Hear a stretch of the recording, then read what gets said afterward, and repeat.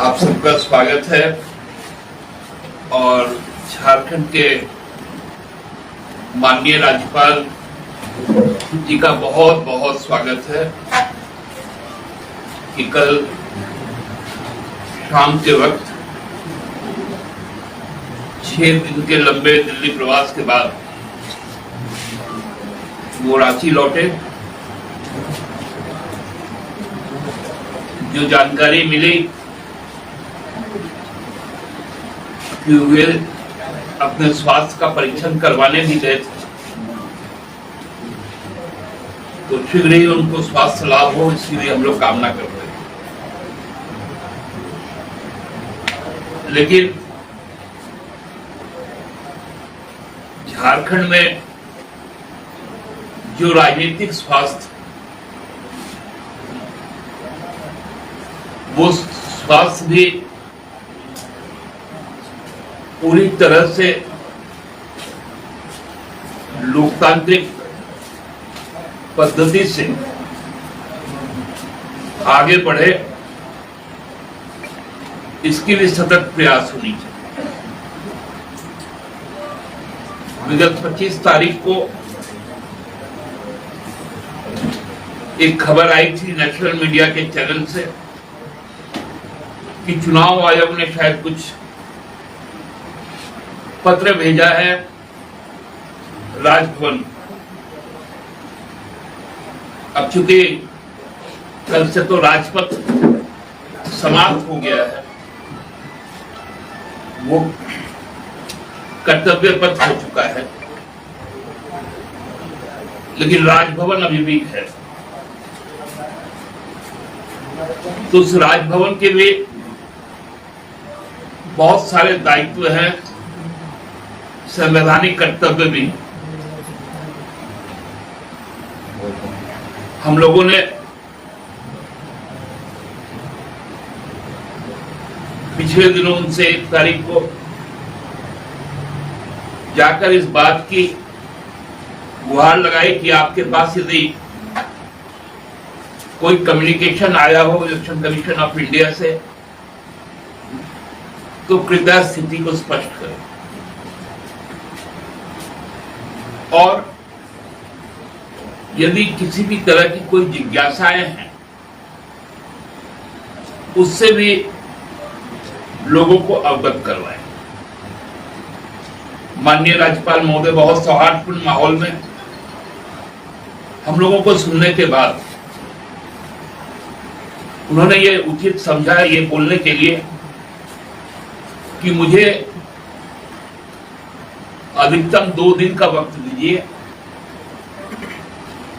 मैं अपनी बात से चुनाव आयोग को अवगत करवा दूंगा। और आप संवाद माध्यमों को भी राजभवन से जो कम्युनिकेशन हुआ, उसमें इस बात को कहा गया कि very shortly I will communicate with Election Commission of India.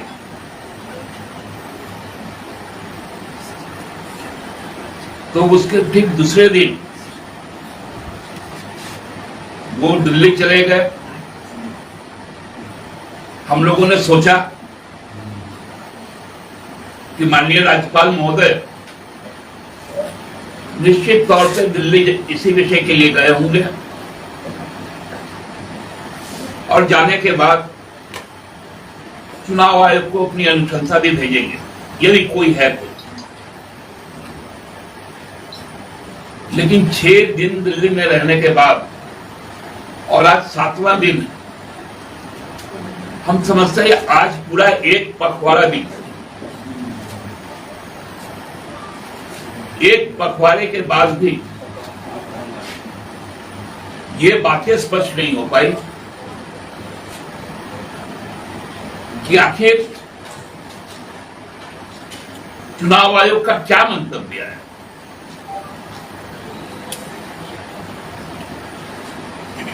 जिस प्रकार से मिथ्याचार यहां पर हुआ भारतीय जनता पार्टी के द्वारा, सरकार को स्वस्थ लोकतंत्र बनाए रखने के लिए लोगों की एकजुटता को प्रदर्शित करने के लिए विधानसभा का एक दिन का विशेष सत्र भी करवाया गया और सरकार ने यह दिखा दिया सदन के अंदर कुछ माननीय विधायकों की अनुपस्थिति के बाद भी संख्या 48 था। हम शुरू से कह रहे थे कि हम 51 के स्ट्रेंथ वाले लोग हैं, 81 में,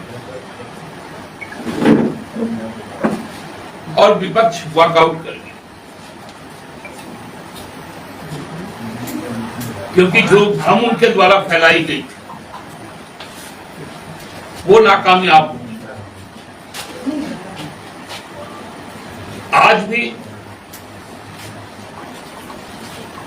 भ्रम की वही स्थिति बनी हुई। अच्छा बुरा,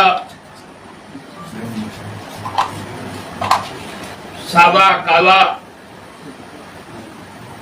यदि कोई भी चीज है तो उस चीज को लोगों के सामने रखना चाहिए।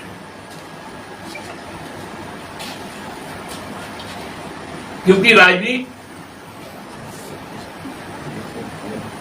जिस प्रकार परिस्थिति के साथ चलती है उसी तरह परसेप्शन के साथ भी चलती है।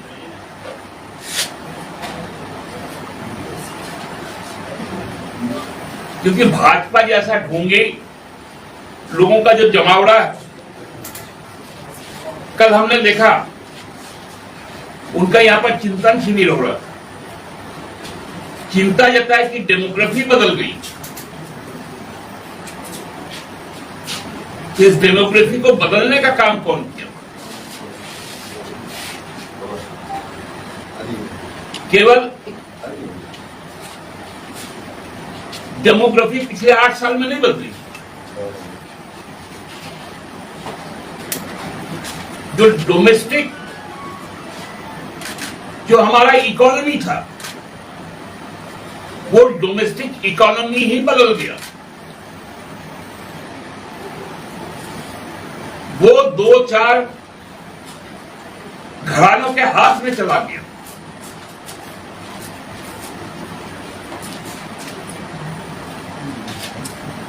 स्टेशन बेचना, एयरपोर्ट बेचना,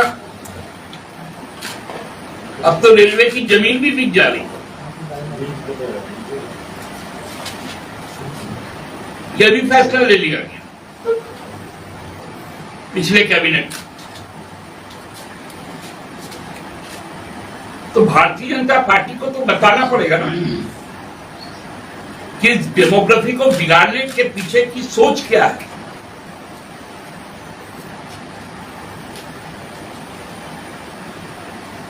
गोड्डा के मोतिया में जो अडानी पावर प्लांट खुला है, जिससे बांग्लादेश को जाएगा बिजली, वहां का डेमोग्राफी किसने बदला है?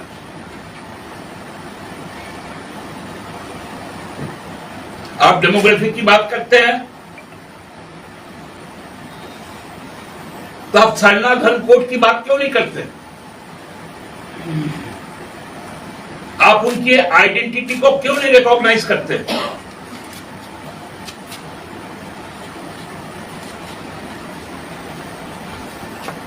क्या किसी के आइडेंटिटी को समाप्त करके डेमोग्राफी बचाई जा सकती है?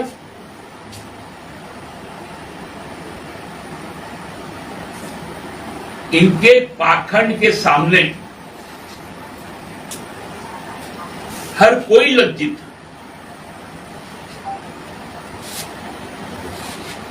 और मैं आज पुनः एक बार भारतीय जनता पार्टी के इस विषैले मानसिकता के विरुद्ध माननीय राज्यपाल महोदय यदि स्थिति स्पष्ट कर दें तो हम इनसे लोकतांत्रिक तरीके से निपट लेंगे। मुख्यतः यही बात ही करनी थी। दूसरा, हम लोग अपने दल की ओर से, राज्यवासियों की ओर से ब्रिटेन की पूर्व महारानी क्वीन एलिजाबेथ II की जो निधन हुई है उसके प्रति संवेदना व्यक्त करते हैं, क्योंकि हम कॉमनवेल्थ कंट्री भी हैं, इसलिए हमारी संवेदनाएं ब्रिटेन के साथ है और नए किंग चार्ल्स का भी स्वागत करते हैं। धन्यवाद। दादा निशिकांत दुबे ने नया नाम दिया आपकी पार्टी को, झारखंड मुस्लिम पार्टी।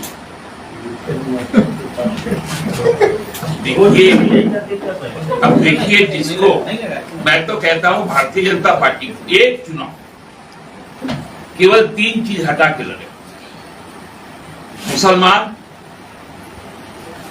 पाकिस्तान और कब्रिस्तान। ये 3 शब्द वो ना बोले और वो चुनाव लड़के दिखा। इसलिए निशिकांत मुसलमान बोलेगा, ये तो स्वाभाविक चीज है।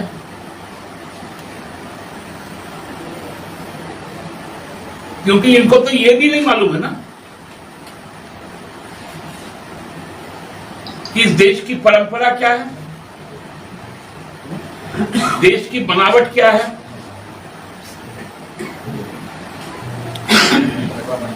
तो इसलिए ऐसे जो भाषा का प्रयोग होता है वो उसकी मानसिकता को प्रदर्शित करता है, उसके अलावा और कुछ। तो ये राज्यपाल से इतनी जल्दबाजी क्यों है? क्या दिक्कत हो रही है? काम तो आप कर सकते हैं। और बीजेपी के नेताओं का एक तर्क है कि कोर्ट में अगर तारीख पड़ती है तो क्या न्यायालय के जज से आप कहने जाते हैं कि जल्द से जल्द फैसला होगा? देखिए, माननीय राज्यपाल नाम न्यायाधिकरण है,